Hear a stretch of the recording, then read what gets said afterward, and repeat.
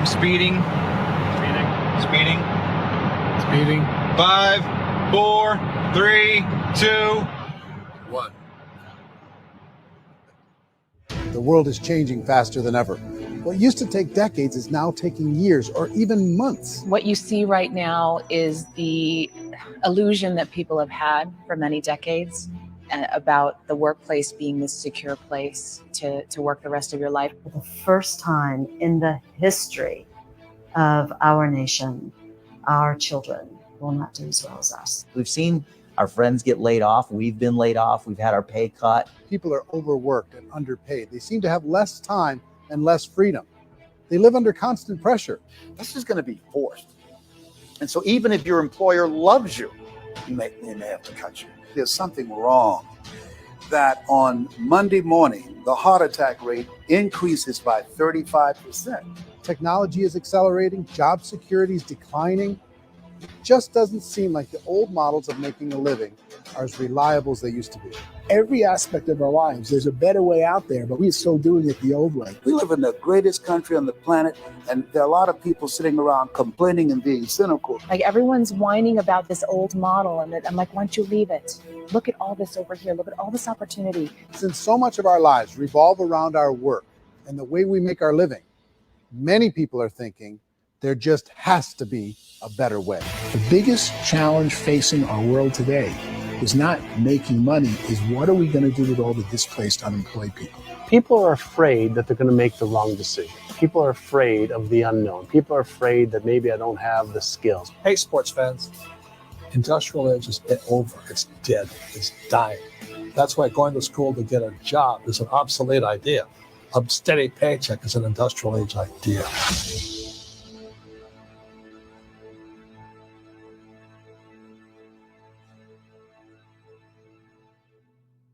It's the search for answers that has brought us here together today. My name is Eric Worre, and for almost 30 years, I've been an entrepreneur, struggling at times, but ultimately succeeding. As a best-selling author, speaker, and business owner, I've spent my entire career helping millions of people around the world to become entrepreneurs. And I believe strongly that there is, in fact, a better way when it comes to how we make a living. The career landscape has changed dramatically, and many are still working in a model that is completely out of date. What worked for previous generations isn't working as well for people today. In this film, we're going to explore 3 important questions. First, what's really going on in our working world today?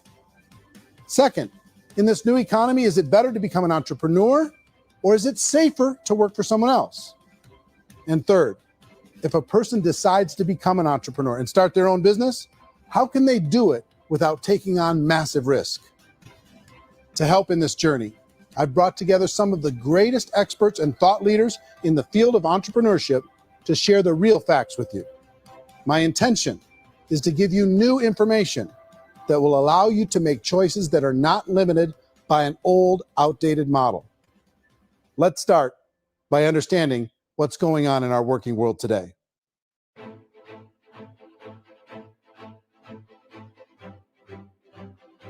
Let's look at unemployment. 30–40% of the people are honestly not working, but would be working. What our government does is if you haven't found a job in 6 months, we don't call you unemployed. We pretend you dropped out of the labor force. I've often said that unemployment, particularly structural unemployment, that's unemployment due to technological changes, is the first sign of economic growth. Think of it, 10 people live on an island. They go out every day and fish. One day, new technology shows up. A missionary brings them a net.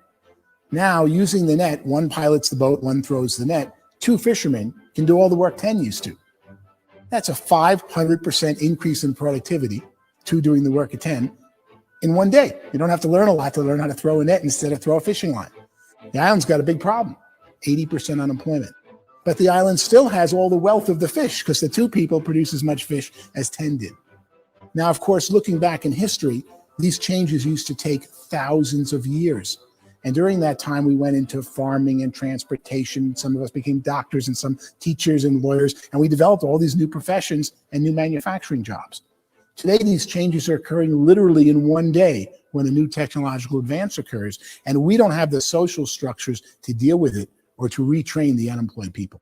So one of the things that I think is interesting as I travel across the country and really travel around the world is the way that we work and the way we get paid for work is changing pretty dramatically. On a global basis, everything is being turned upside down because of the rapidly advancing technologies.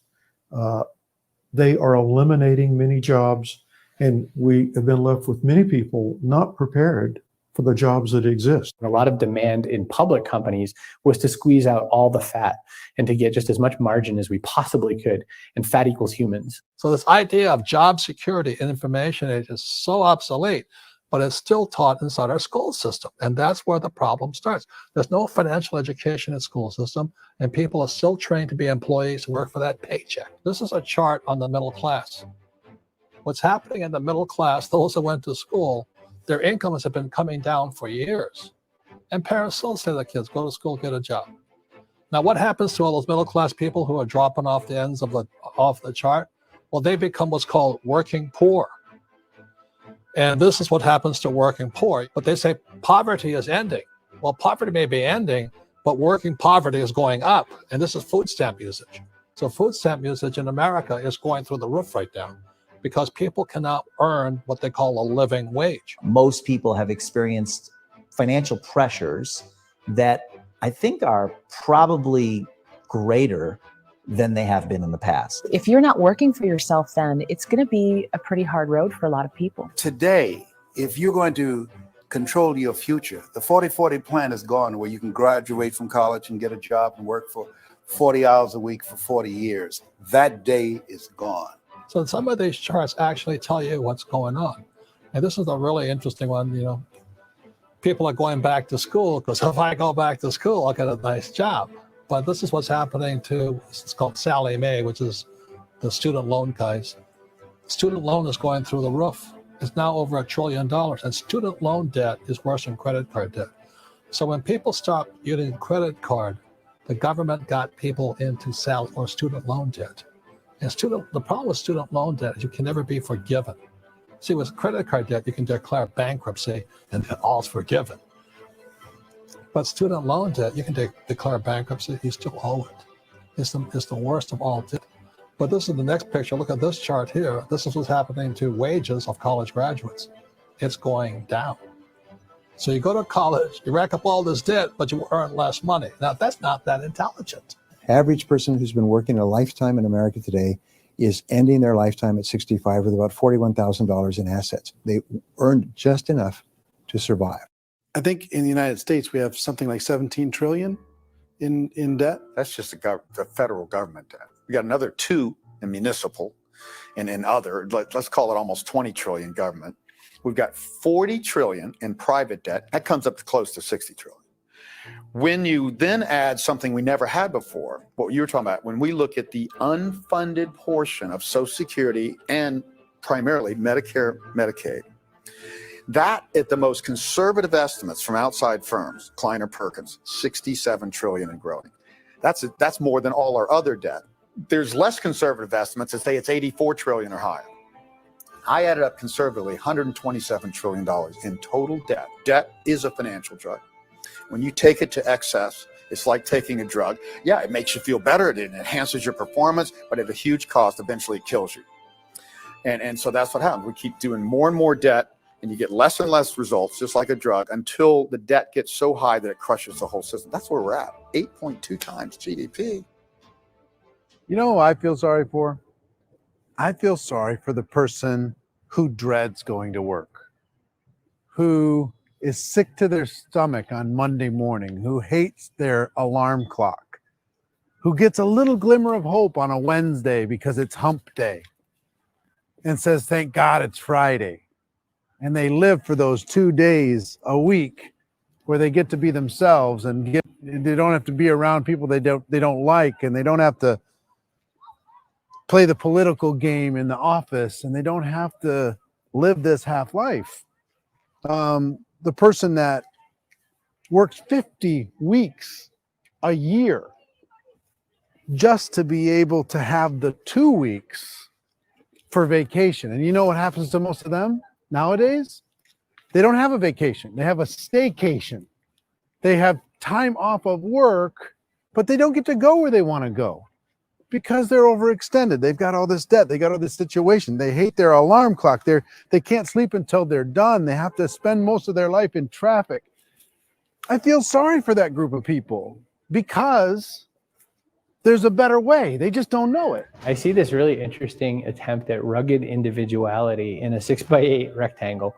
And I feel like you're all the same, except for the little push pins of the pictures. There's different pictures. Yours is named Jenny and his is named Sujara, but it's the same people. And this is how they are. And they're just like the zombies, and there's no joy in there. There's no fun. There's always like the wacky woman who decorates her cubicle, and that's the most she can do there. You got to give her credits, right? The wacky cubicle woman. The basis for their life is worry. I'm worried, you know, maybe I'll get fired. I'm worried maybe my company will go out of business. I'm worried I can't keep spinning the plates on paying the bills. I'm worried about how do I send my kids to college. I'm worried, what if the transmission of my car breaks? That's, you know, 2 or 3, I can't fix it.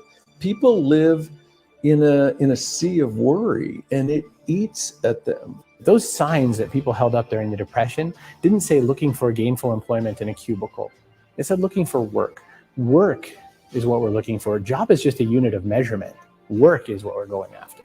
It's time to look in the mirror and say, it's not the economy, it's my economy. It's my little world of where I am. I need to improve. I'm not going to wait for the economy to come back because, frankly, the economy is doing great in this country.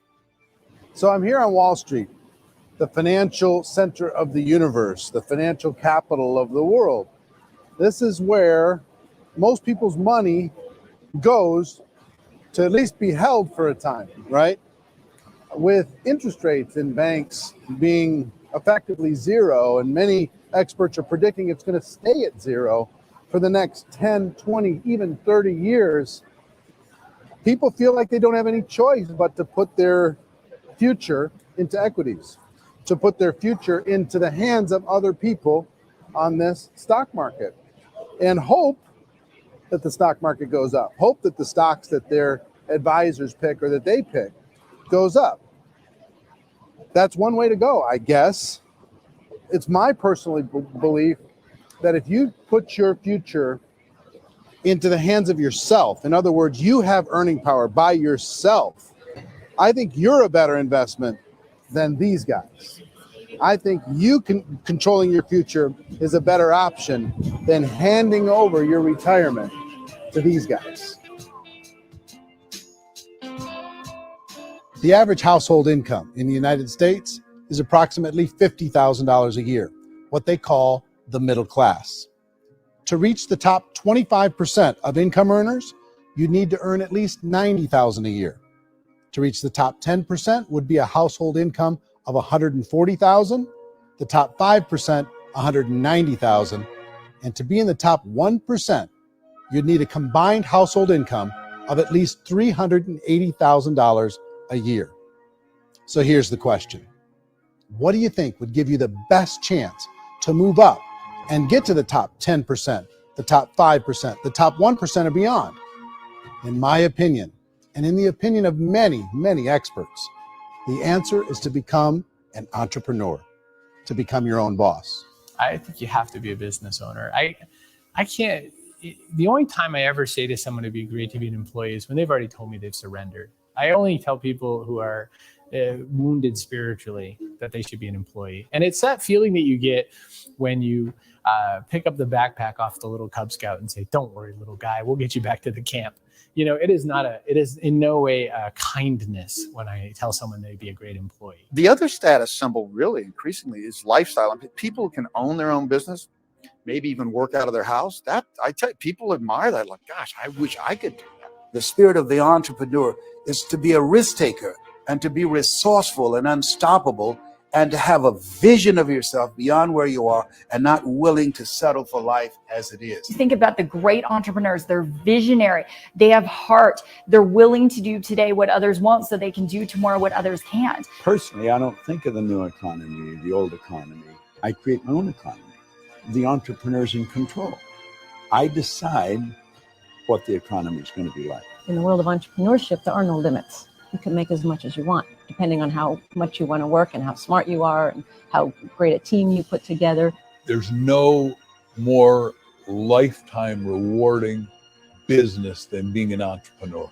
Why in America, where anyone could be anything, would people want to give up their freedom and become effectively a modern day slave, told shut up and be here every morning at 7:30, leave at 5:30, and do what I tell you? If people decide to become an entrepreneur and work for themselves, they have some traditional options, but they're riskier than you might think.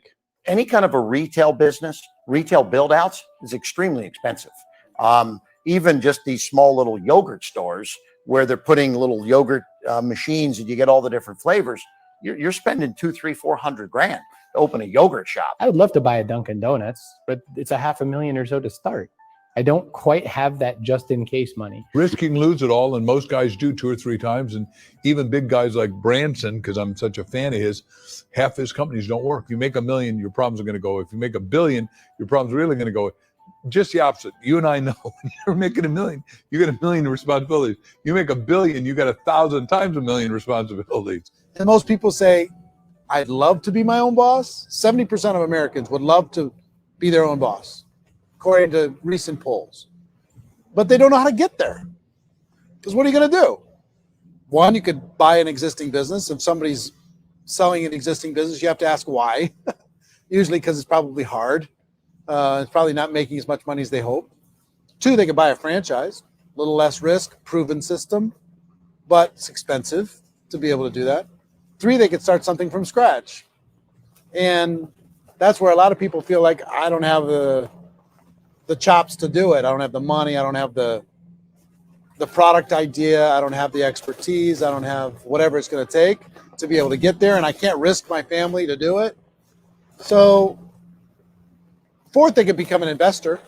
A lot of people in this town invest to try and figure out a way, but you got to be pretty smart with that game too, right? Venture capitalists, who are the very best and most sophisticated in investing in new breakthrough businesses, make it on 1 out of 11. That means 10 out of 11 are mediocre or fail. Most of them fail.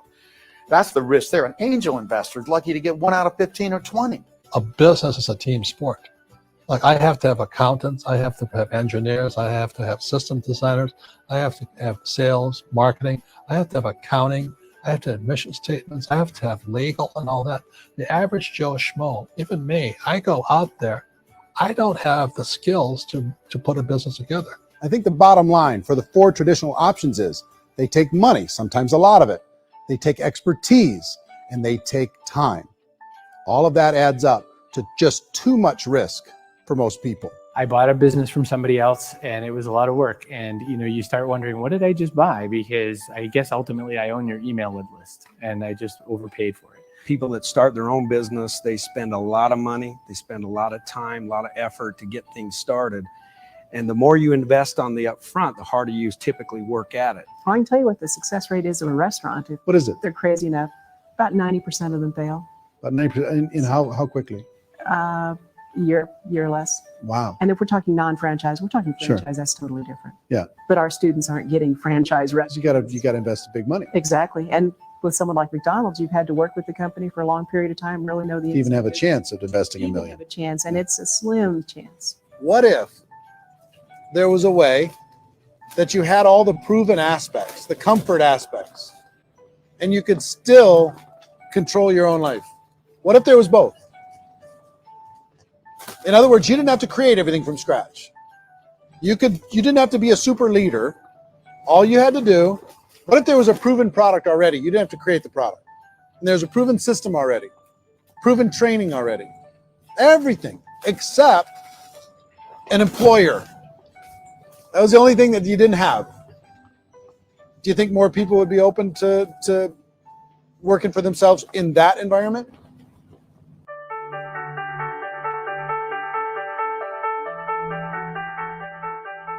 In our search for a better way to make a living, we've come to the conclusion that becoming an entrepreneur is actually safer than being an employee. And through our look at the entrepreneurial options, one particular path kept coming up from expert after expert. And I think most people will find it surprising because it's certainly a non-traditional business model. That model is for people to start their own business and become an entrepreneur through the creation of a network marketing business. Some people call it direct selling because the product is being sold directly from the manufacturer to the end consumer, cutting out the middlemen. Other people call it multi-level marketing, or MLM, because there are multiple levels of commissions paid. The most common term today is network marketing, because network marketing best describes using a large group of independent distributors, independent entrepreneurs, to move a product or service more efficiently. So my friend here, Donald Trump, and I, we always write about the network marketing industry. And the reason we support the network marketing industry, because it really is a business school for entrepreneurs. Because most people come out of school looking for a paycheck. Oh, that's terrible. I would go into network marketing like that. I think if it didn't exist, we should invent it. It is that good. I think direct selling is a great way to do business today. It's very easy to get into that industry, and you can be self-employed, be in effect an entrepreneur. When we see multi-billionaires adding network marketing companies to their portfolio of companies, that would be a clue. When we see people who are very famous authors and very famous business people endorsing the industry, that would be a clue. These network marketing companies aren't $50 million companies. They're billions and billions of dollars. They lead the stock market. They're major companies. When we're going to get it? You know, and you're going to school to work for a paycheck. But if you want to be rich, be an entrepreneur. And network marketing gives you the spirit to be an entrepreneur. A traditional company will spend up to 50% of their total revenue on marketing. Network marketing companies use a different approach. Instead of having all that extensive marketing expense, they utilize a network of independent distributors to do the marketing for them. Now, why do they do this? First, because word-of-mouth advertising is so much more effective today than traditional media advertising. Second, some products need to be explained or demonstrated, and an independent salesperson can do that more effectively than an ad campaign. Third, it's completely efficient. The company only pays for the marketing of their product if a sale happens and not before. Imagine if Amazon allowed you to become an independent distributor and paid out 40% of its revenue to that distributor group. All you had to do as a distributor was recommend a product. And if a person bought it on Amazon, Amazon would take care of all the logistics and you'd get paid for bringing the customer. Now imagine you got paid for every purchase that customer made for the rest of their lives. Well, Amazon doesn't offer this option, but network marketing companies do. 85% of all buying decisions in our society are made as a result of word of mouth or reputation. We're recommending things to each other all the time. You know, who's your dentist? Who's your doctor? Who's your lawyer? What detergent, are you using? What legal system are you using? What product are you using? We're talking to each other about the things that we love anyway. When you go into a big box retailer, you're lucky if the clerk looks you in the eye, much less gives you any detailed or accurate information about what you're purchasing. So of course, this personal information, this education coming from a friend, a neighbor, a relative, or even a stranger, but one who has experience with the product is extraordinarily valuable. As a matter of fact, network marketing can educate consumers probably better than any other form of marketing. It certainly can do better than advertising because advertising usually has a certain hype to it and you can only get limited information. So, network marketing trumps advertising. If you were a typical sales company and you wanted to sell $1 million a month worth of product, you might go find 100 superstar salespeople. The quota would be $10,000 a month. So network marketing as a distribution system just flips the numbers. So we use 10,000 happy, raving fans of a particular product. And we don't concern ourselves so much with how much product each one of them individually sells. If they sell just $100 or $200 a month, and there's 10,000 of them, you're selling $1 million to $2 million a month worth of product. And that's the best way I can explain how network marketing works. This is the marketing arm of the company. There's not money being wasted on bricks and mortar. There's not money being wasted on inventory that's sitting stagnant somewhere. There's not of employees standing around that don't have customers. These people, they're going to connect with customers. These companies allow people to become independent distributors for extremely low cost and with no minimum time or sales quota. Essentially, they own their own business and can provide as much or as little sales as they choose.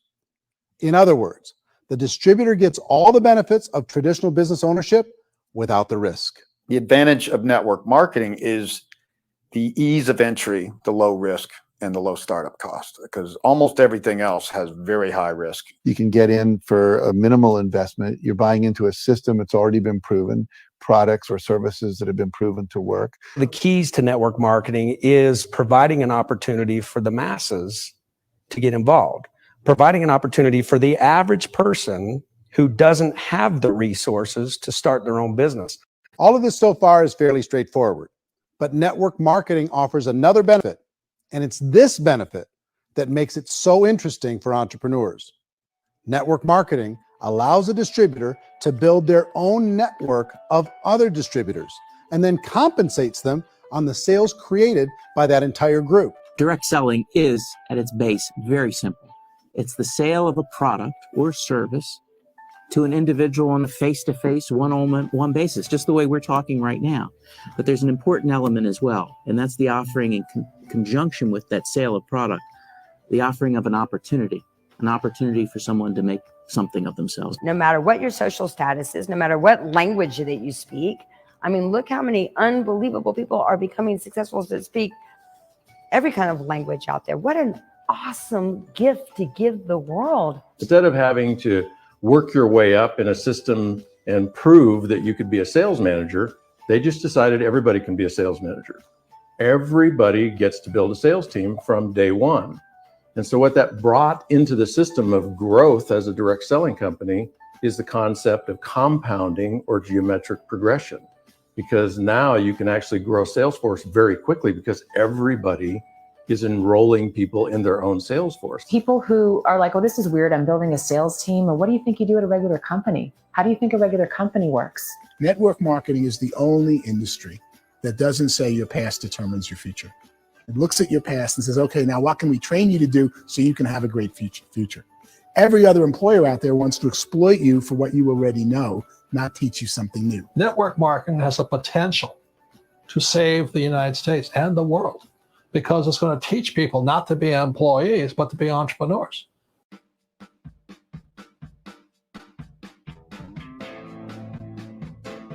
According to the Direct Selling Association, if you add up all the network marketing companies around the world, they combine to do over $178 billion a year in retail sales. To give you an idea of how big that really is, the NFL, the National Football League, does approximately $9 billion a year. The music industry does a little more than $16 billion a year, and the movie industry does about $80 billion a year. Using a conservative average, network marketing companies pay their distributors about 40% of that $178 billion in the form of commissions, which adds up to more than $71 billion a year. That's almost $6 billion a month. It's almost $200 million in commissions every single day. So it's certainly working, and people are making serious money in network marketing. With the growth of the direct selling industry over the last 10, 15, 20 years, we've seen a broader understanding of the channel. We have seen more and more people getting involved in the business. So our penetration in the marketplace has increased, and thus the understanding in the marketplace of who we are has increased. And we've seen non-direct selling companies look at the direct selling model and say, something's going on there. People are making money, companies are being profitable, individuals are being motivated, product is being delivered to market. Maybe we should explore this. Some people think only the people at the top make money. Well, let's take a look at that as well. In the network marketing profession, there are roughly 500 people in the world who earn over $1 million a year. If you round that number up to $2 million a year, that adds up to about $1 billion a year. That takes the $71 billion paid out each year down to $70 billion. So where does the rest of the money go? The vast majority goes to part-time people making anywhere from a few $100s a month to many thousands of dollars a month. It goes to people who choose to make it a full-time career move and earning even more than that. Every day, people are using the money they earn through network marketing to pay off debt, have more fun, and improve the quality of their lives. Everyone I know in network marketing has been doing that since the 50s. They go to work when they want to go to work. They stop working when they want to take time with their children to have a leisurely breakfast and discuss issues and driving to school. They go back to work when they get home, wherever they're working out of. The biggest thing that I've seen is people that have become much happier in their life. MLM has probably made more millionaires of more people in more countries, and I've spoken to them in 67 countries, than any other single form of business, starting from nothing. If they have a choice between working a job for the next 10 years or working a network marketing business for the next 10 years, the result of working the network marketing business will be better. A lot of people within the industry go on and make this a career and do extremely well at it. Network marketing has been nothing but good for everyone I know that's been involved with it, because they did it seriously and they played full out and they've been very successful. It's been a constant barrage of success stories and people showing off stuff they got as a result of it. How many people are involved? Approximately 16 million Americans and 96 million people around the world are currently participating in network marketing. And in a recent poll, 82% of those people report a good, very good, or excellent experience with network marketing. So people are happy.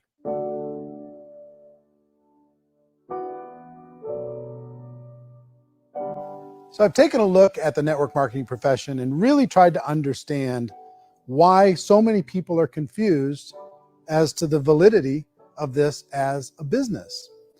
One is this pyramid shape. People get really messed up with this pyramid. Oh, it's one of those pyramid things.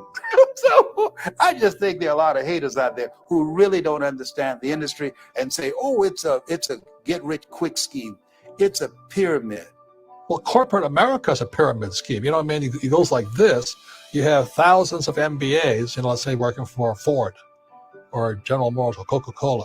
If all these MBAs, they're all trying to get to here, that's a pyramid. Only one guy's going to make it. Every 10 years, one's going to make it. Whereas you look at network marketing, it's like this. So you're here and your job is to develop other CEOs coming up behind you. So it's an inverse pyramid. In network marketing, it's a very simple concept. If you sell product, you get paid. It is paid based on production. There is no first mover's advantage. There is no investment component where the more somebody spends, the more they're entitled to make. So the two are polar opposites of each other. Doesn't matter what shape the company is or the compensation plan is shaped, whether it's a circle or a pyramid or a triangle or a trapezoid, it doesn't matter. If compensation is coming primarily from recruitment, then you've got a problem. On the other hand, if an operation is basing their compensation to participants on the basis of sales, even when those sales are generated by people you've recruited, well, then you're a perfectly legitimate enterprise. That's the legal test. It's the practical test. Another issue that's been true in the past that is no longer true now is people used to be in network marketing loaded up with products that they couldn't sell and they ended up a loser. They ended up with a bunch of product in their garage. They ended up a bunch of products sitting in their kitchen shelves or whatever, and they thought they could sell it, and then they weren't willing to or able to sell it, and they ended up with a bunch of stuff and they were bitter about it. There was this thing called front loading where you had to buy if you bought $25,000 worth of product, you got better commissions and all this. Today, it's almost all done by computer. It's direct mail, comes from a warehouse somewhere else. You don't have to have all this inventory. You don't have to stock up. It's a paperless world now. Most of it's done online. You have a back office. It really works. And I mean, the technology has changed everything. Third issue is people start talking about 99% of people in network marketing don't make any money. Well, we've talked about that over the course of this journey together. Almost $200 million a day is being paid out to network marketing distributors around the world. The naysayers, the people who say that it doesn't work, are usually the ones who just don't know how to make it work for themselves. And so they're giving you an opinion. And I tell people, don't confuse people's opinions with expertise, because opinions are free. And don't confuse sincerity with the truth, because people could be sincerely wrong. But here's the reality inside of network marketing. The vast majority of people that get involved in network marketing just become customers, and they get involved to be able to purchase product at a lower price. If you take Costco as an example, if a person goes into Costco and gets a membership to Costco so they can get a lower price on the product, we don't call that person a loser because they have a bunch of product that they walked out with with a smile on their face. Yet when some people want to take a look at network marketing, they say, well, those people, they're just using the product and they aren't earning an income, so they must be a loser. They're not a loser, they're a happy customer. That's the vast majority of people that are involved in network marketing. Now, a smaller percentage of those people decide to go build a business. They earn $300 a month, $500 a month, $1,000, $2,000. That's the bulk of earnings in network marketing. And then there's the few that really decide to take it serious, really decide to build a large network, really work to make that network very, very productive. And those people make huge amounts of money and there's no cap. What I do as an outside economist, just somebody looking at this industry like any other industry I speak and say, look, what's the realities of this? 1% do incredibly well. 10% generate some additional income at pretty low risk and effort. That's fine. And 90% of people roughly end up customers. One thing that I think is real when it comes to people's perceptions about network marketing is people put this, and distributors, I think, involved in network marketing have some responsibility for this. They have sometimes unrealistic claims about the product or about the income. Most people who become distributors, they want the money, they want to be successful, but they don't have the skills. They don't know what to do. And when people don't know what to do and they're in a new business, they're scared. And when they're scared, they panic and desperation kind of sets in. So they think everyone they talk to has to get in. So if I talk to you and you say, well, no, I don't have time to do that. They're like, no, I need you. You have to do this or I won't be successful. So I start clawing on you. I started that desperation. So then I start making claims about the product, which are not appropriate, probably not even true. Or I start saying, oh, let me show you how you can make all this money and you don't have to do anything, Eric. And so you just totally misrepresent the opportunity and you're clingy with people because you think you need everybody to be successful, and you don't. You know, one of the messages that I try to deliver most forcefully to companies as well as salespeople in direct selling is that you don't have to overpromise. The reality is in network marketing, there's a lot of hard work involved. There's a lot of effort. You're going to have to develop yourself. It's a business like anything else. It's going to take some time, but in my opinion, it's better.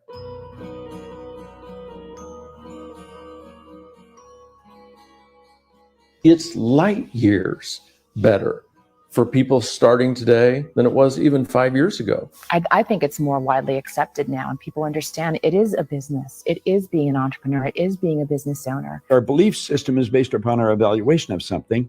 And frequently, if we reevaluate a situation, our belief about that situation will change. The industry has changed and it's grown up. It's totally transformed. You've got young people today that have grown up with social media and they understand networks. They understand how people are connected through technology and they understand how money flows through those networks. So when they see network marketing, they don't see it the way their parents saw it. And we've all learned, the larger industry that you represent has all learned from those mistakes and flaws and errors that have happened early on. Early algorithms didn't work the right way. That's all fixed. It's like when they design a computer program, they design the program, then they run it, and then they go back through and they debug it. The MLM industry has been debugged. This is the day of being virtual, being able to run a business from your mobile phone. I mean, it's incredible. Companies are getting smarter. They're implementing more consumer protections. They're implementing more compliance training. They're doing more with respect to product research. If you do get involved and you make purchases of inventory, even on a voluntary basis, if you decide that this business is not for you, you can leave and have that inventory repurchased by the company. There's no other business that offers that kind of protection on a voluntary, self-regulatory basis.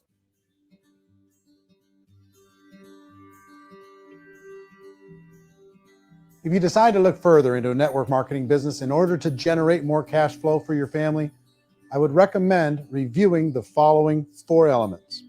First is the product or service. And on the product or service, I would ask 5 important questions. 1, do you like it? Is it something you would feel comfortable sharing with others? 2, is there a recognized need in the marketplace? It's hard to create a need if one isn't naturally there. 3rd, does the product meet that need? Does it solve a legitimate problem for consumers? And fourth, is it priced to sell? Can it compete in the marketplace? And fifth, is it priced for profit? Is there enough margin for the company and the distributor to be able to generate income for the long term? If you can answer the questions on the product to your satisfaction, the next element to consider is the company itself. Is it well run? Do you believe in the founders or the management team? Do you feel they have what it takes to go all the way? See, it doesn't matter how good the product is if the management can't take care of the company.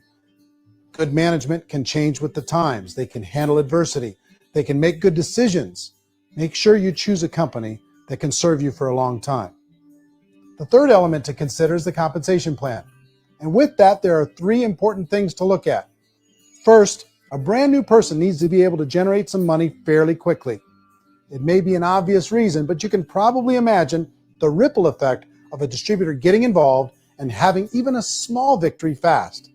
That can only help with the overall success of the organization. Second, a person should be able to develop a moderate part-time income in a reasonable period of time. As they develop their network and as their sales grow, they should be able to enjoy more benefits.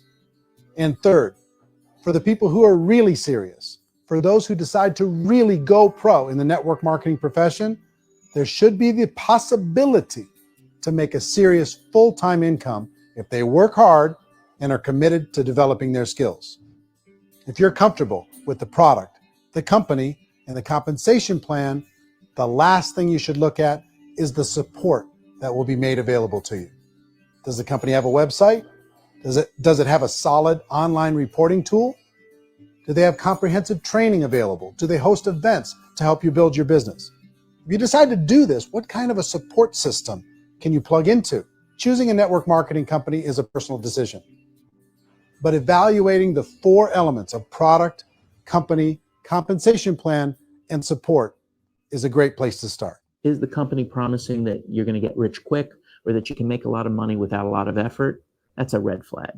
Is there a product that you really believe in that you think can be sold? Or are you being told by salespeople or the person who's trying to recruit you or by the company itself that don't worry about the product?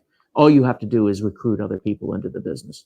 Red flag, warning sign. If you're hearing that, take a second or even a third look. Get to know the customers, the products, the business, have some success, and see where the opportunities might take you to move up in the organization. You want to find out how concerned are they about my education, my training, and my development? Is there a space for me to grow?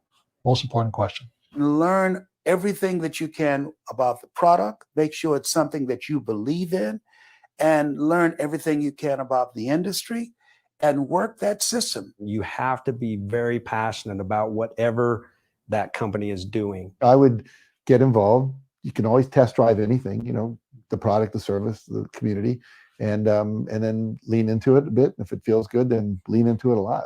Behind me is the Lincoln Memorial. And this is a place where Martin Luther King Jr. had his famous "I Have a Dream" speech. And at that speech, he talked about his dream for equality for everyone around the world. And that's a noble dream. But I think more people need to remember what it was like when they were kids and the dream was still alive in them. Before it got beaten out of them by reality, by this paycheck, by these responsibilities, and by having to live for this job to pay the bills. I think people need to remember that, go back to that. Once they know that there's a better way, I think their future is going to be much brighter. They can live a better life.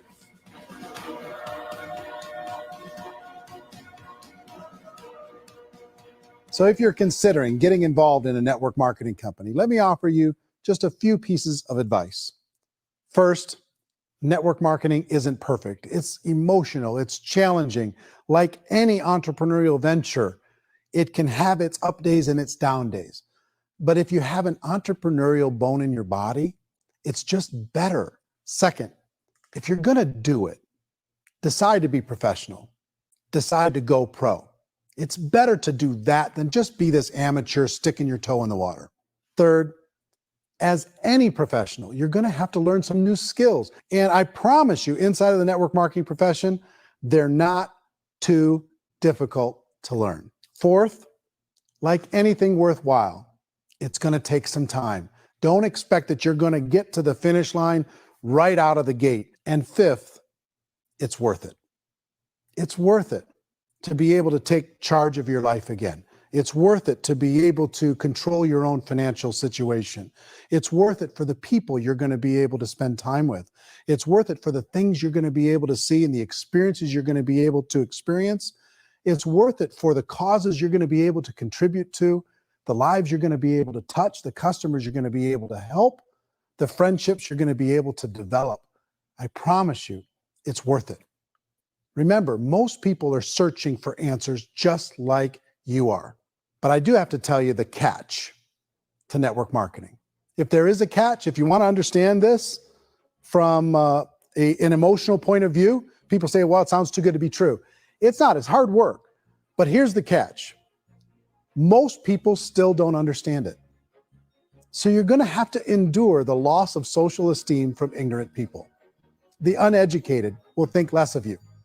Now, if you can handle that, you're on your way. If that's going to destroy you, you know what? Entrepreneurship in general probably isn't in your future. If you can face that catch, you can become unstoppable. I want everyone to really contemplate this if they're not in network marketing.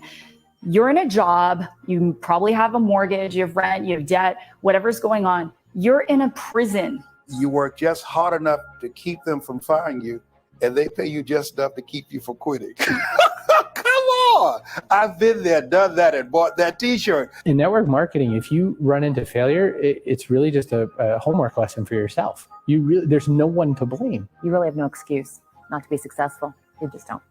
People don't want to hear that, but there's so much available to you. If you want to be a good network marketer, be a student to the people above you, be a fellow traveler to the people on the same level, and be a teacher to those below, and know when it's appropriate to do which. People who are not afraid of asking people to buy things, or not afraid of persuading people with a chance they may say no, these people own the future. Nothing happens until something moves. So you got to go move, you got to go do something, or nothing's going to change in your life. In the beginning, you're going to do a lot of things that you don't get paid for. But as you go down the road, you get paid for a lot of things that you don't do. And your job is rehabilitate the spirit, the entrepreneur spirit in all of us. You get it back. Either give it a strong yes or a strong no, but no wishy-washy, dilly-dally stuff in the middle. There's dreams and there are nightmares, but I believe that the biggest nightmare of all is when you don't pursue your dream. You're going to see some monumental growth in this profession. It's an exciting, exciting time to be involved with the network marketing profession. The next 10 years, I see just exponential growth. When that tipping point comes, it's not a matter of asking somebody, have you ever heard about network marketing? You're really asking them, which company are you building your wealth in? We are here to fix the world, to improve relationships with other people, to improve other lives. And the real reward comes as an entrepreneur at any level from teaching somebody something and watching them soar. There is no greater reward.